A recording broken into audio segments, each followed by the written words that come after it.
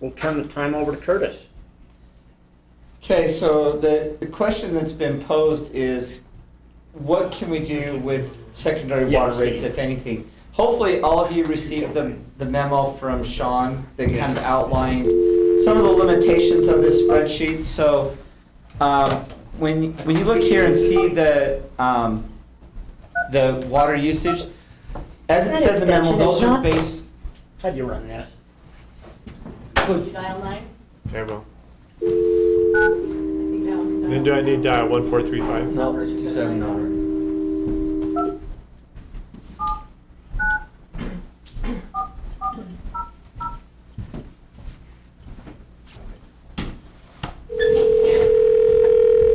Maybe. Do you have to answer it or anything? It's just on here. Hello? Hey, Lyle, we're at City Council this evening. We're glad you're joining us. And we're gonna eat pizza now. In case you want some, you can have it delivered. And we're just turning the time over to Curtis Roberts Okay. about our water rates. So Curtis. up on the screen, this is the spreadsheet that we've been using. You can see the tiers. And just to reiterate, those tiers were based off of what the state indicates would take to keep a lawn watered at various things. So when you're 0 to 30,000, the 30,000 gallon range, correct me if I'm wrong, Paul, that's like where your lawn's yellow, but it's not dead. Depends on how much shade you have. For how much lawn? How big of a lawn? These are average for quarter to third acre lots, so Okay. 8,000 to 15,000 square feet Okay. is what the average goes. You would use that much? Most homes use that much, and that's based on what the state says. Both the Division of Drinking Water and Division of Water Resources have their charts, and it's based on your temperate zone, and that's what they say for that much turf sod, what it takes to keep it alive. But it used to be that ours was 40,000. It was 0 to 40,000, am I right? It used to be that way. No, are you talking your water rate? No, I'm talking about that usage fee. Yeah, I mean, if you're talking about the water rates, this is secondary rate. We have a culinary rate that goes 0 to 7,000, and then 7,000 to 40,000, if that's what you're, Okay. and so that's 33,000 when we built that rate back in 2017. Okay. Yeah, and so this is designed, there's been some question of why did we use these tiers, and it's based off of the state guidelines. That's good to know. And so then we went up 30,000 gallons based off of the state guidelines going forward. And then what we did is we analyzed kind of the number of users and put together an estimate based off of what we saw their water rates or what we saw their water usage do over those summer months. And compared to the winter months. The winter months you wouldn't expect any water outdoor. So then we compared that to the summer months, and this developed the schedule that's used. Now, if we want to change those tiers, then we've got to go back through and rebuild all of that data, which is why this spreadsheet isn't designed to recalculate all of these differences in the usage rates as far as water usage. What we can do is very simply change the dollar amounts that we want to charge for those different tiers and also the base.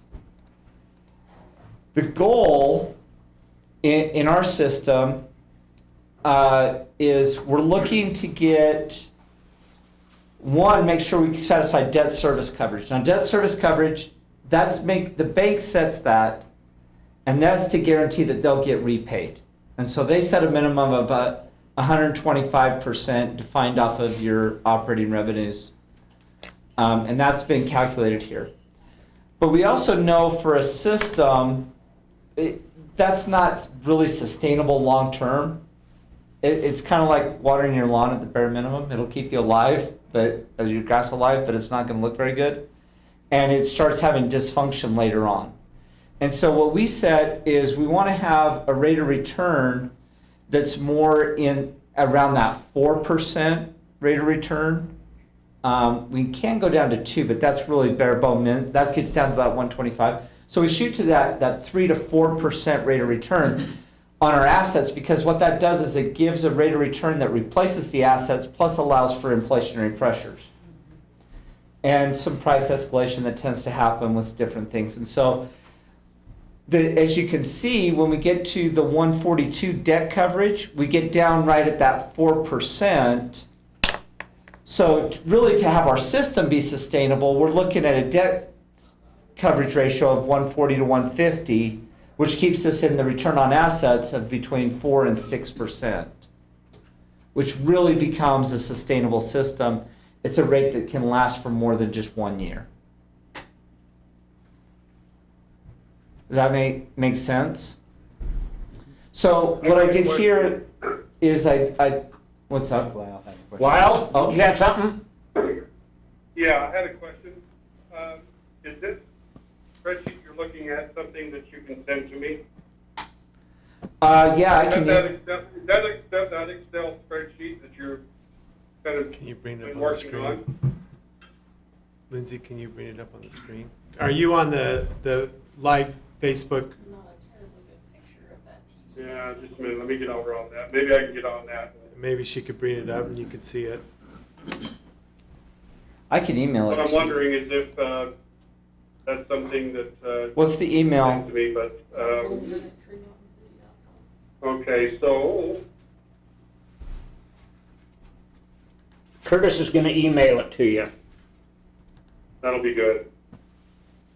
That'll be good. And then, just so we know, I've never had to do this before, but where do I go to look at the, where do I go to be able to look at the, Is that address right? to log in and watch? YouTube. Yeah, just YouTube and then search for If I want to Tremont log City. in and watch what we're doing, how do I do that?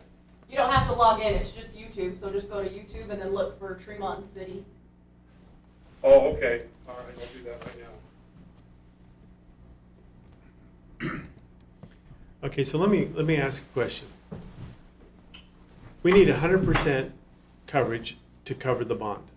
125%. No, we need to cover a bond of 100%, right? I mean, the 100% is the payment to pay the bond back. That's principal and interest. Yes. That's principal and interest, the 100%. Yes. Then the 25% is what they like in there as a cushion so that you have at least enough money in there that maybe if there's some problems, you can cover the debt. Right? I mean, what's that 25%? That's basically what they give you for operations Okay. flux. And so based off of how they calculate it, I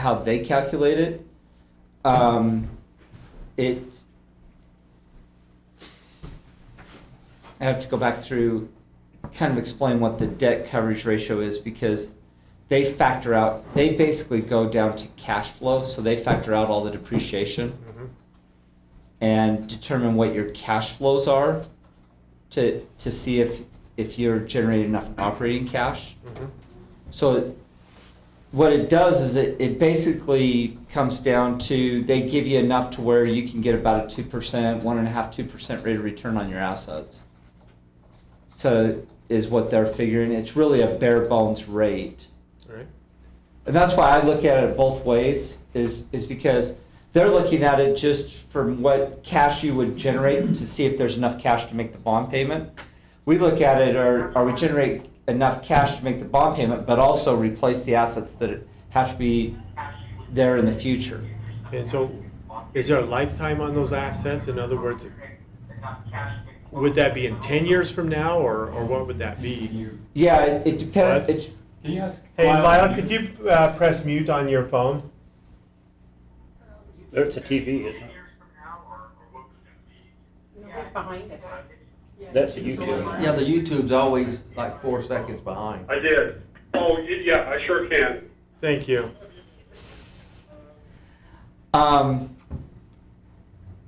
I got distracted. What was the question? So, How we depreciate them out, depreciate. Yeah, so every component is looked at differently, because pumps and motors and that stuff, especially in the secondary, is less than 10 years return cycle. 7 to 10 years. The pipe, we usually depreciate it 40 to 50 years because it's got 40, 50 year plus life cycle on it. And so what's the loan? Is it a 20-year loan? The loan 25? is 15 years. 15? Okay, I'm just gonna ask the question, why don't we get it down to 125%? Because in 15 years from now, we won't have that bond payment anymore. That money would then go into money that would help to build up an asset pool that we could start to replace. I know there's gonna be some time between now and then we'll have a few assets, but I think 142% is too high, and I think it ought to be closer to 125%, so we can get the rate down to where people can afford this water. That's a personal decision of the council. Right, that's just my opinion. I'm just telling you, once you get that rate down closer to the 1.5–2% rate of return on the assets, you start running into cash flow problems potentially overall for the system. If we have anything hiccups, you're going to be coming back through and doing a rate increase at that point in time and under an emergency type basis. I've just been running these systems long enough, and I can tell you, the closer you stay to a 4% rate of return on the assets, the more you have cash, so that when you want to do an expansion or you want to do something inside the system, you want to do some sort of upgrade, you got something that's significant that breaks, you've got the cash there. It's perfectly fine to go down that low. Like I said, it's like keeping your lawn alive. You can keep it alive and it functions, but the minute that you have anything major going on, you're pulling everything out and you're replacing and putting in new grass, and you end up costing more from a certain standpoint. So, debt coverage You know, and I ratio think at 1.5 gives you a rate of return on your assets of 4%. Is that what you're saying? 4.52. right? That it would be 4.52. Yeah, you're up in that comfortable range. So what happens is we're talking about a bond at 15 years at this point. So when we move to the next one and we have to bond again, this all gets we take a look at it again. Yep, it goes With the new bond coming into it. And my question, we've already signed up on the 15-year bond. I wish we could have went longer on the bond. that was the longest that they would go That out. was the longest? Yes, that was the Okay, longest they'd go out. Brett brings up a good point. When the system's all bought and paid for, this is what I'm getting from our Tremonton citizens. Absolutely. When the system's all bought and paid for, you're just still gonna keep charging me that rate. Not necessarily. Tremont City had a Yeah. rate reduction It should be reduced at Because that point in- when the system's bought and paid for. in So what kind of guarantee- 2004, I think it was, or 5. Tremont City reduced the water rate by $2 a month, but then they rolled that into when we opened up our stormwater utility.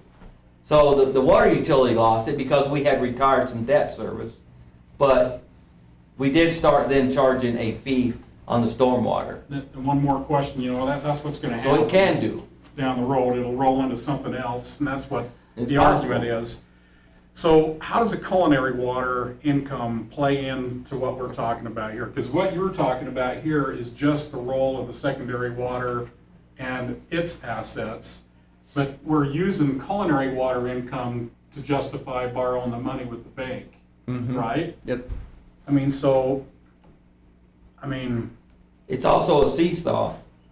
The more secondary we get, then the income on the culinary is gonna start going down.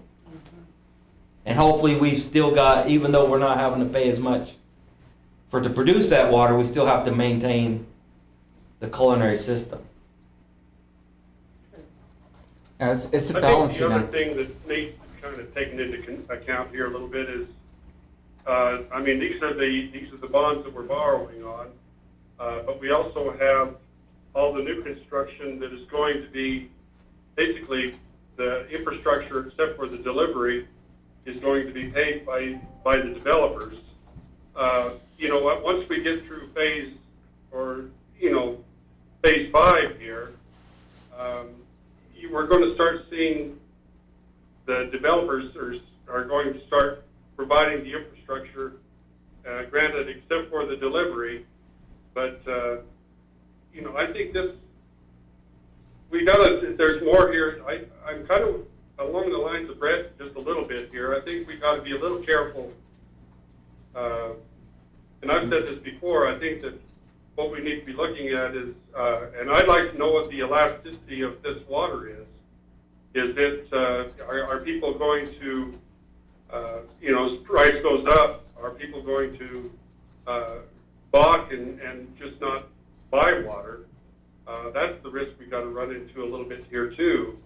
And so revenue can be affected by more than just price. Well, it is affected by the price, and people can choose not to buy water. And I think that's a risk we got to really seriously consider. And it really comes down to that elasticity of water, the price elasticity for water. Has anybody talked about that at all, Curtis? Yeah, we've actually spent Information on that? we've actually spent considerable time talking about when we implemented the culinary rates and put in a tiered, more of a conservation structure. Was that 2 or 3 years ago? 2017. 2017, yeah. Tremonton actually followed the same model that was seen throughout the rest of the state, and what was predicted in the fact that there wasn't really a significant reduction in the water usage overall. People continued, and even to this day, we haven't seen any sort of real drop in water consumption, even though we implemented the conservation rates, which on the higher end users were fairly substantial. The lower. I just don't know what that tipping point is. You know, it works for a while, but at some point, everybody has their price. Well, I mean, and it goes back to historically, we raised the rates, we've seen a 2% increase in the water consumption. If you look at those papers I send you every year, what really reduces the usage is the It's weather. atmosphere, yeah. Yeah, if we have a wet year, then water usage goes down. That is the biggest factor, and I can base that off of 20 years of doing this. I can go back through 20 years. If you have a wet spring and any sort of rain in the summer, your usage goes way down. But you have a dry spring and go through June, everybody's playing catch up with their systems, and you'll see sky high water usage.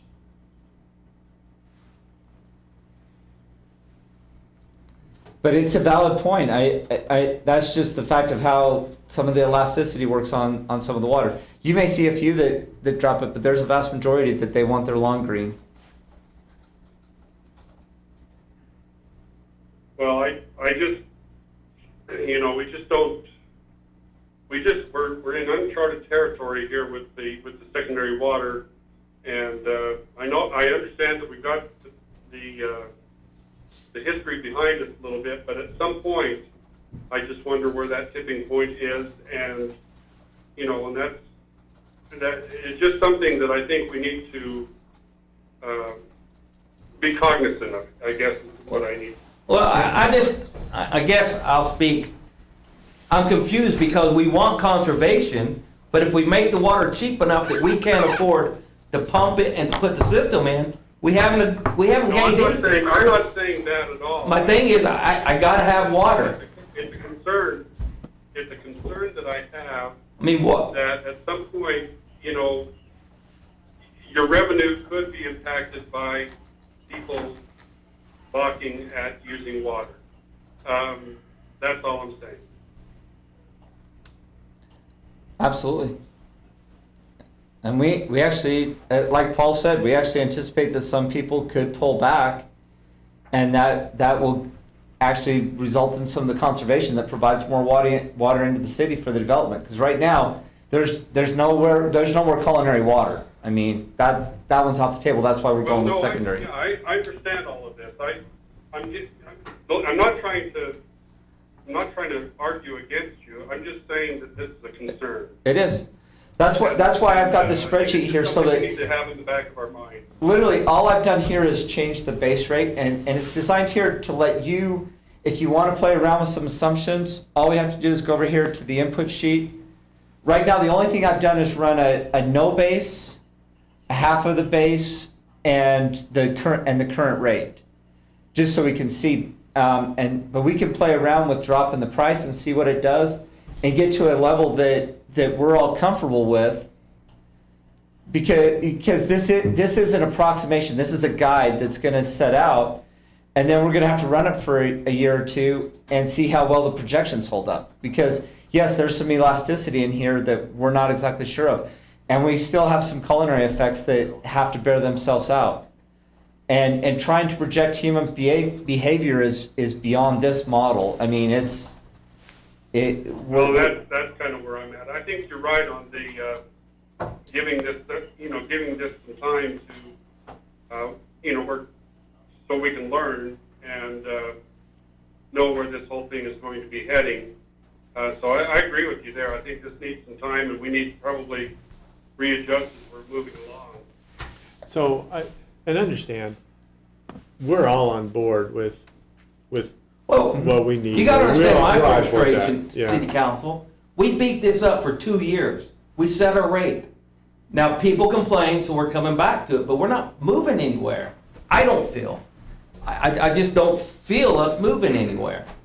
On a rate? On changing it, making it better, whatever we need to do to make people happy, because that rate season starts May 1. Okay. It's coming right up. We got to make decisions now. I mean, and you can't lower it enough that people's gonna, because the lower you make it, the less they're gonna conserve. So we know what our expenses are, and that's what we're basing all these numbers off of here. I mean, that is a known. We don't know what the elasticity is. We can only guess. And just like what everybody has said, we've bashed this enough that we've got to set the price and ride through it for the next 6 months. And at the end of the year, reassess where we're at and what's going on, and if we're adding on to the system or not, and re-look at the numbers again at that point. I suggest, for one thing, that we go 1.4 on the debt coverage ratio. That is halfway between where we want to be in a perfect world at 4% return. It's great. Yeah. At 1.52, and we have to be at 1.25. That's the basis. That is. So if we go halfway in between, we're trying to play both worlds. If we go at 1.4 and start running the numbers based off of that, and then there's one more concept. I for one, and I realize I'm the only one vote on the city council, we have got to address the fact that culinary water has got to cost less, secondary water has got to cost less than culinary water, period. We've got to set 2 different rates, and I feel real strong about that. It's great and simple for us to set one rate because the water's costing us that much, but you've heard people coming in, But, it's an issue. and it's an issue, but what that means, Lyle, is that your culinary users are gonna subsidize the secondary users. That's what it has to mean, is because all of a sudden their you're gonna lower the secondary, raise the culinary. That means these people over here are subsidizing everybody else. And that was the biggest problem on the Hill, because for years, the culinary subsidized people for paying $14 a month for all the water they could use. I gotta think that one You don't, through. okay, how do you, all right, we know we have a debt. Yep, We know right now that these are the rates it costs to pay for that debt if we use the secondary users. If we lower the cost of that cost per gallon, someone's got to make up that difference. And where does it get made up? That means it has to get made up on the culinary side. That means all the culinary users are going to be subsidizing the secondary users. If not, where does that money come from? I think one of the biggest things you have to really take a look at also is, as we approach and use the secondary water, we're dropping down the use for our culinary water, which is extending out the years which we have at our current secondary water, or our current culinary water capacity. If we start using culinary water as watering our lawns, okay, we're using more culinary water. So we've got to go out and find more culinary water then. But if we're using secondary water, even at the cost of the culinary water, we're saving our culinary water. So we have more capacity for the future. Even though the secondary water is costing the same as the culinary water, we still have the capacity for new development without having to go out and figure out, I've got to put in a new well, I've got to find a spring, I've got to pump it, I've got to pipe it, and then you have to throw more money into a new system because I don't have the capacity for culinary water. Does that make sense? Well, I think that's kind of what we were thinking, you know, kind of in the beginning, is that what we're doing is we're extending out our culinary water, you know, into the future so that we, you know, we're extending that out. But I guess I'm coming back to the question on price. You know, on these prices right now, Curtis, that Paul suggested, well, we have the two that Paul suggested, the one rate, and then also the current city rate for secondary water. Are those tiers and the prices associated with those tiers, will we be seeing the 1.4 rate of return, get the 4% rate of return that we're looking for? I haven't put in the current culinary rates. The only thing I've put in is the current secondary rates. If we've got those rates, I can. They matched except for the first tier. Every rate matches. Every rate matches except for the first tier, and the first tier is For the indoor usage. so the the culinary. 0 to 7,000. Oh, I on the new schedule, I bumped it up to help those bigger families up to 10,000. Okay. That saves 75 cents a month. Yeah. That's just right here. And then we leveled out the tiers into 30,000 gallon tier units. So basically, it's still the $1.52, $2.50, and $3 and $3.50. Yeah. So other than the first 10,000 gallons. So if we want to try and lower the rates for secondary, we can do it really quick here with the tier rates that we've got. Just one more And- concept. And I follow what you're saying, Paul, on this thing, but we have added the culinary and the secondary water together for debt purposes to prove to the bank that we can make the bond payment back. So when we're taking a look at this right here, we're talking about what it's costing us to put the secondary system in, but we're not, all of a sudden now we're conveniently not talking about what it costs us to put the culinary system in. In my mind, this is two separate things and really we ought to be booking it on two different systems so that we know when one got paid for and the other one is still costing us money. And if that was the case, we were looking at it separately, we could set the right prices for the cost of each one of those systems, because the culinary water obviously is making us money because that's where to my understanding, where we've come up with the extra money to pay for secondary water. Canal shares. But this is also back to your original comment that as culinary use or as secondary water use goes up, we expect culinary use to go down, and the two are going to balance it somewhat out. And that's why if this system is paying for itself, that which comes away from the culinary system should pay for itself, and we should and we're projecting that it will balance itself out. Yeah, and If we take this down too far, if we take the secondary down too far, then that culinary is going to have to either have an increase or something happen to it so that we can keep this sense of balance that we're trying to get to. that's my point. We really ought to be running this on two separate books.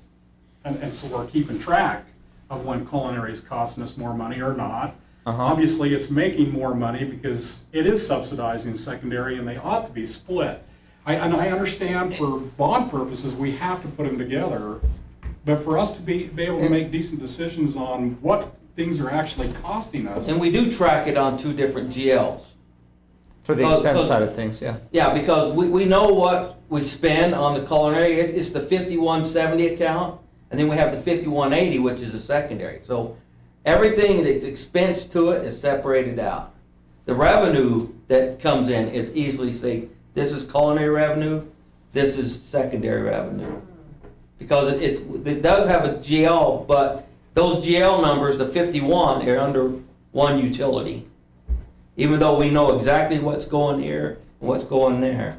it is still under the umbrella of one utility GL number, the 5100 or 51 number.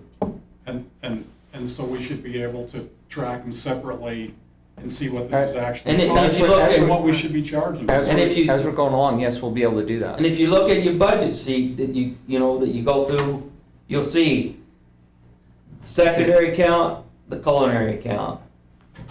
The revenue has to be broken out a little different, but it still is broken out within that revenue portion of the budget. Yeah, we can see the secondary. Canal water is inferior to culinary water. I mean, I agree with you, but like I said, the cost isn't the water, It's the infrastructure. it's the infrastructure. And if the secondary can't pay for the infrastructure costs, then we have to put the burden on the culinary, which we have backed the loan with the revenue from the culinary if we have to use it. Our hope is we don't have to use it. Yeah, and the reason why we're having this discussion is to come up with the rates for water, so we can set it for this year's thing, this year's season. But see, this is my thing is, how do we lower that? We've looked at what it costs to pay back the bond based on what our water consumption is.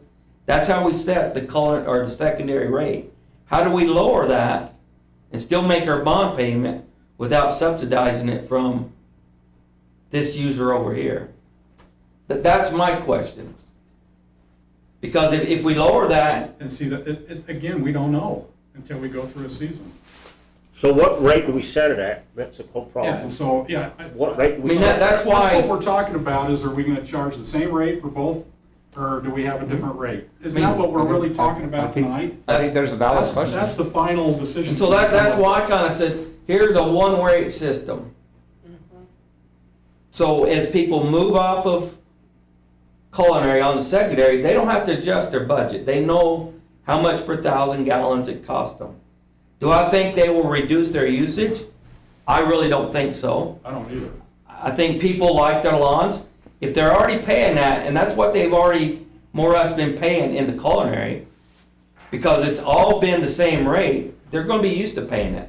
The ones that weren't used to paying it were the ones on the hillside. All of a sudden, they got metered, and so they got a different picture. But us downtown, we were already used to paying that kind of rate. And it would be the same, both sides. It'd be the same. That's I mean, not the only biggest difference challenge. is, if you look at those tier, if you go with the one rate system, we give those people with larger families an extra 3,000 gallons a month at a quarter per 1,000 different, 75 cents a month. Then to that, everybody goes to the 30,000 gallon tier, which used to, the first tier in the culinary, or the first tier on the outdoor watering was 33,000. And so if you look at it over the long run, if you use less than 60,000, your bill's gonna be a wash and maybe even $5 a year difference. If you use over 60,000, you might pay $15 to $20 a year more for those that are using 60, 90, 100,000 gallons a month. And most of that's going on their lawn. They might see a 15, when I did the analysis off of what the city council uses, that's what I came up with. And it's been some talk to where maybe we raise the higher tiers up and lower the lower tiers. Or our problem is our biggest use comes in the first two of those, tier 2 and tier 3. That's where people use the water on their lawns. There's a few that use the upper one, but most of them are in the tier 2. And if you look at that one spreadsheet where I looked at 2,200, 2,300 of our residential single-family users, of those 2,018 of them use between 10,000 and 40,000 a month. And then another 964 of those use between the 40 and 70,000. And that's where we have to look at, those are the payers that have to pay for our system. Because that's where the most use is. So am I the only one?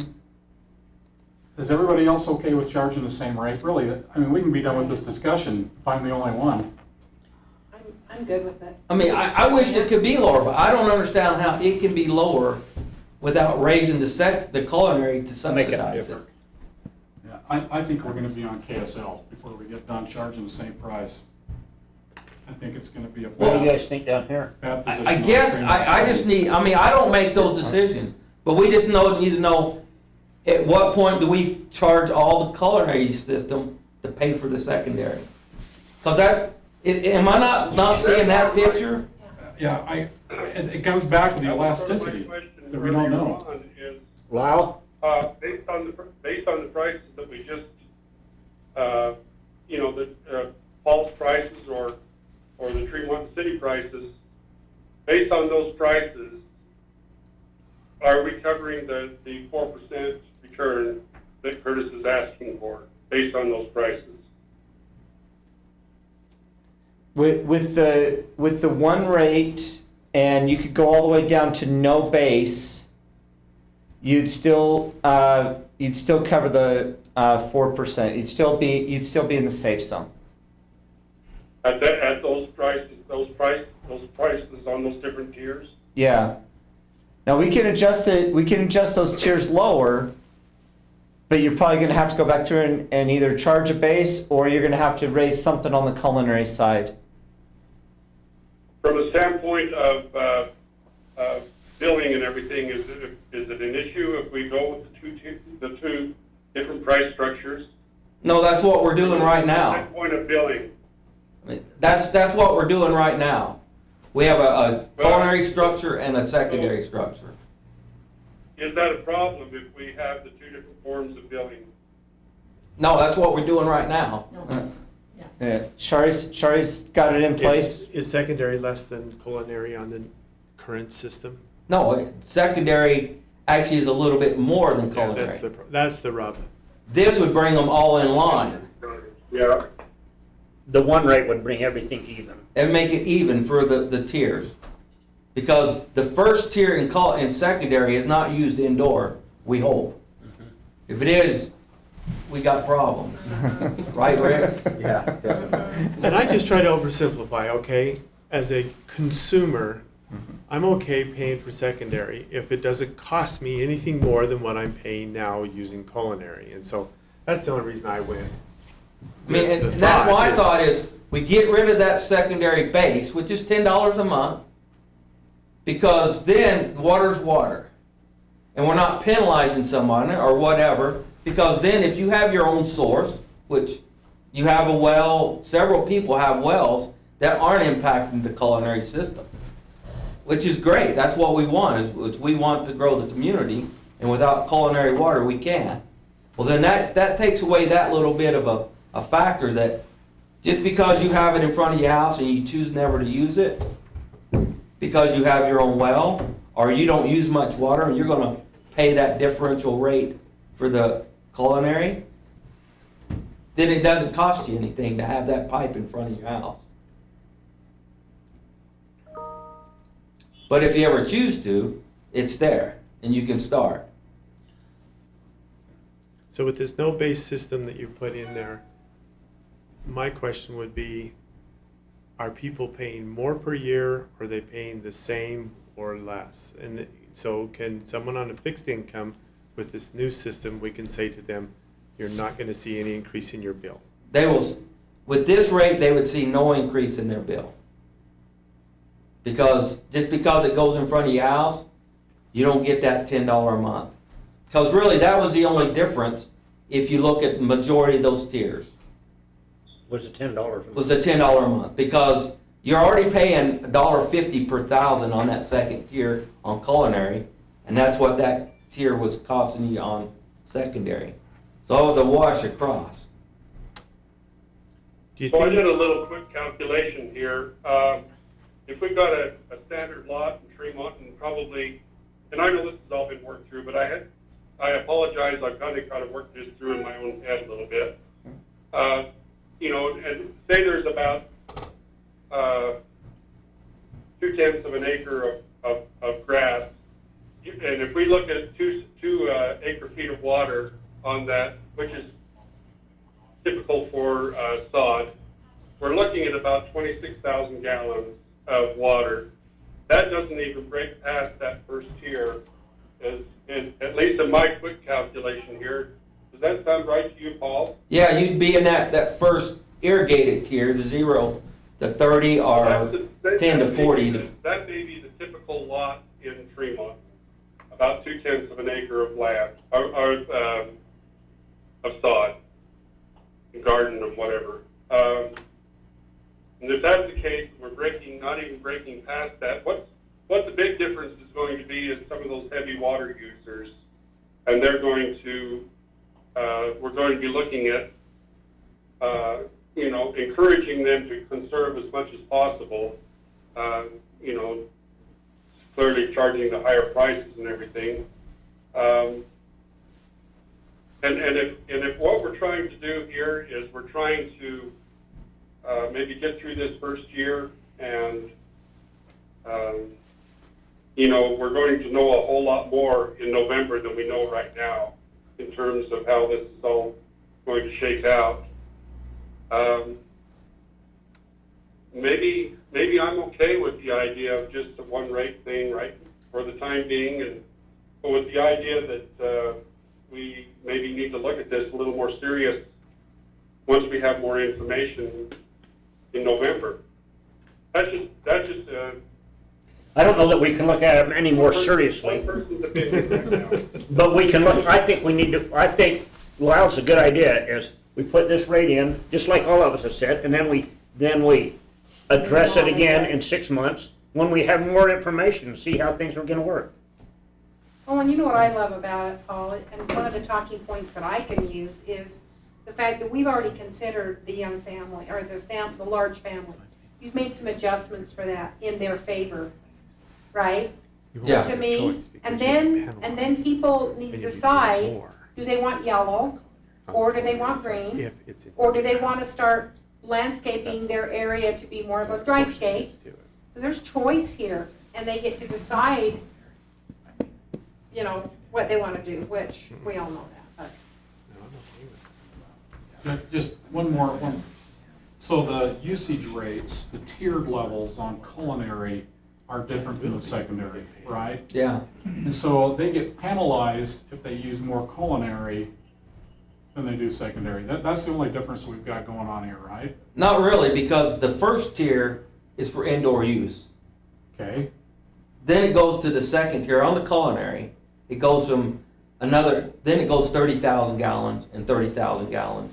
Just like we're taking in that, and this is the thing that's not 100% fair, but there's no way to ever be. Can we see those two rates side Yeah. by side? Yeah, let me draw them out here on the board. Because somewhere along the line, we are trying to force conservancy with our culinary water. That's when the legislative passed the law that said, so this is the all water rate. So you got 0 to 10,000 gallons. And that's $1.25. Okay? Then you got 10,000 and 1 to 40,000. And that's 30,000 gallons. And that's $1.50 per thousand. Then you got 40,000 and 1 to 70,000. Which is another 30,000. And that's 30,000. And that's $2. Okay, on this other side, okay, you've got 0, because we're talking 2 different meters. They'll have their culinary meter, but if you have secondary, you have a secondary meter. So you got 0 to 30,000 at $1.50. So that tier there matches that tier there. Because this here is, we're saying, this is for indoor use, but knowing that not everybody, like me, my average indoor use right now is about 4,000 gallons a month. So yeah, I'm gonna get a little bit of a break. Because if I'm using it on my outdoor lawn, there's 6,000 gallons I can get for $1.25. But there's no way to make it 100%. fair, this is as fair as it can get. Because if you do have a big family, when I had 5 kids at home, I was using an average about 13,000 gallons a month. You know, as they go from whatever to teenagers, they use more water. We do more laundry, we have more baths. So that helps families with maturing, you know. But there's gonna come a time when there are gonna be just 2 of them, again. But that family's actually held entirely harmless. Because they're gonna, under the single rate system, they would stay right in the $1.50, and then all their excess use would then go in to for the outdoor, and they'd be right in this tier structure. So really, the small families gain a little bit of benefit. Everybody else is held completely harmless under a one-tier system, a one-rate system. So if you look on that spreadsheet I gave you, that's at the bottom of Sean's report, you'll see 6 tiers on the culinary and 5 tiers on the secondary. That's because the secondary does not have that first 0 to 10,000 gallon tier. Because that is built for indoor use. And that's based on the state average of what they say a typical family should use. You know, 100 gallons a day per person inside that family. 75 to 100 anymore is what they say should be used. I have a question. Like, the people who we put secondary water into this last year, what's going to incentivize them to spend however much money to switch over? Because if you look, to go to secondary. we have that other rate that if you have secondary in front of your home, Oh, the third rate. the There's third That's table that says if you have it and you don't choose to use it, this first 10,000 gallons is the same. But everything else that would be used for the outdoor use is going to be more or less doubled. So can we see those charts? Yeah. I didn't get this, and I'm sure I've got it somewhere along the Can line. you we pull up please see it the again? council report? The city council agenda? Is it on the agenda? It's on the agenda. It's on the It's- agenda on the very bottom. If you pull your tabs up on the side and go secondary, it's in that tab.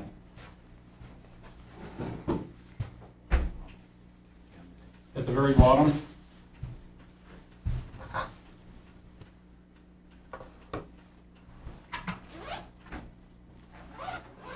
And I didn't print it out because it was in the agenda. It was right, It was right there. Right there. Very sure. Go up, yeah, right. Right there is the rates, right there. That's, yeah. If you could see that. I'm on the PDF. So you got the first tier. And that's built through the culinary meter. 0 to 10, 10 to 40, and they just go 30,000 gallon increments. So they match what we were already doing in the secondary. Then for the secondary meter, which goes to the secondary meter, you got 0 to 30, 30 to 60, 60 to 90. And if you look at those tiers, tier 1 of the secondary matches tier 2 of the culinary. And then the incentive rate or penalty rate, whatever they want to call it, and it's only billed May through November, is the one that the first tier, because there's people that have homes, especially think of Tremont Street or maybe some of them in Sandalwood Acres, those type of homes. People don't use much water outside. And so if they don't want to hook on, maybe all they do is use indoor water. Or if they have their own well, that they don't need it.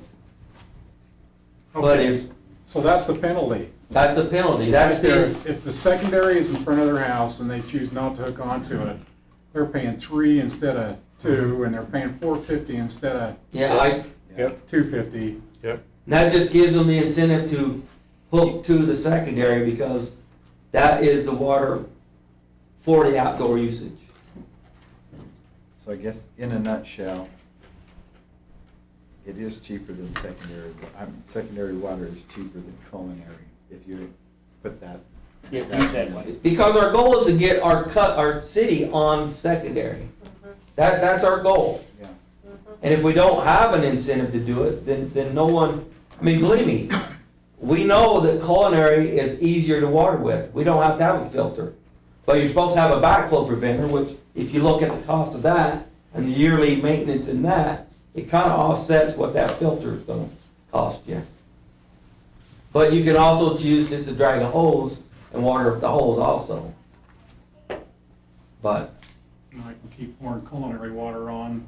I can hook up to the secondary water, still pull culinary water on my lawn because I don't want weed seeds, and I'm gonna pay the same price. no, because we will know through your water usage that you're using culinary to do secondary water. But it's costing me the same. It won't. You'll be penalized. If you get over, Because you if you get choose over not to. 10,000 gallons, then you'll start being. Yeah, paying but more. if I go over that Right, but if usage, you Yeah. don't, then you don't. yeah, But that's my If you're point. under 10,000, it won't make any difference. Even if you're over. See, if you read that, it says You'll pay water, $1 more. if you read that last tier, it says where secondary water is available, but choose not to use it. You can have a secondary meter, but you can still say, well, I don't want to fight the secondary system, so I'm going to use culinary and think, hey, I'm not going to have to pay that price, but you will. Because we'll know if there's no water going through your secondary meter, and there's a lot of water going through your culinary, we know where that water's going. And also remember, we're in the process of putting in the fixed base metering, so those customers can actually look and say where they want their water to go. They can know real time So how much water they're we're using. gonna watch these things, and if they're not using the secondary water, even though they're hooked into it, we're gonna penalize them by using. If they're using into those upper tiers. Because where else would they be using that water if it's, Paying. Have to judge that. the system's easy. We just set parameters on it that tells us what people are using. We do that now. We set a parameter. If we think you're using too much, it'll send us a notice so we can notify you, hey, Yeah. you might have a water Have leak, done that to me, for me. you know? Because it could be a leak, it could be a toilet that's absolutely. open, I mean, you can But go through a lot usually of. a water Spend leak, I mean, $1,000 in a month. if it's summertime and you're not using anything outside through the secondary meter, and you're using a lot of water, it's usually gonna be going on your lawn. If you're using both, then yeah, you could have a culinary leak you don't know about, and those are ones that we work with She people on. calls you. She calls you, we work with people, we don't, Why don't we do a makeshift vote and see where everybody's heads Paul, at? I've got a question Okay, for sure. the group. So if, for instance, I think you said that you have a well, and I think Lyle Vance has a well. I have a well. So what, if these people are using their well water and they don't use any secondary water, but they've got secondary water sort of, I mean, it's there if they wanted to, but they choose not to, their base rate will still be zero on the secondary water usage, right? right, their base rate would be zero, but they'd be on that lower bracket They tiered could be rate. using culinary water, and then their secondary water is their own well. Is their own well. That way, you know, I mean, we don't want to penalize you for having your own well because that's part of the goal. Yeah, it is. If everybody had their own well, we probably wouldn't have enough groundwater to water all the wells. But, Oh, yeah, we would. We sit on a lake. yeah. Okay. I do. Council, what direction are you leaning? I'll move the question. I think it's time to vote. Are we Well, voting? we can't vote here. now. This is just Oh, discussion. that's true. Well, it's not even on the agenda, I don't think. is it? No. So why don't we just do a makeshift? Yeah, just, Well, just say, you know, This- if it were to be voted on, are you for a one-rate system or not? Can we do that without, yes, we Yeah, can. yeah. It's not official, but it. Personally, I feel that if, Do this for 6 months and look at it after 6 months. One question I guess I have is, okay, now when we have the people and the KSL and all of the others come and say we're causing all kinds of issues here, what are some of the responses you anticipate? How do we deal with this? Or think about this ahead of time, how are we going to deal with the questions and the complaints and everything else? my answer is gonna be, it's not costing you any more now than it did before, Yes. period. And so, what's the argument? And a lot of times we get thrown that, well, so-and-so, they don't charge that much. Well, you think about it, mayor sits on the drinking water board. if we had nothing but the culinary rates, how does Tremont culinary rates compare to other communities? It's giving them water. Other communities that have had secondary systems, they have infrastructure already in place.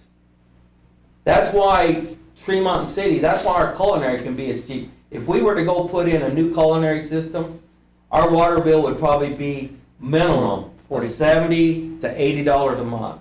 I mean, if we had to put in pipes, pumps, and water tanks. You're talking about a $30 base and then a usage on top of that. So We had a $40 base. a city that came through a couple of weeks ago in a meeting, and they're, to get water to their little town, it's $174 a month, just for water. I mean, So, I mean, and when we're that's the looking- thing is, people like to compare us to other people, and we like to compare ourselves to, but everyone's different, and other systems that are already in place, like Smithville and that, they already have the infrastructure in place, and a lot of them's had it there since the turn of the century. And we're not that lucky. No. Now, our culinary, we've got pipes in the ground that we still use that was put in the 30s.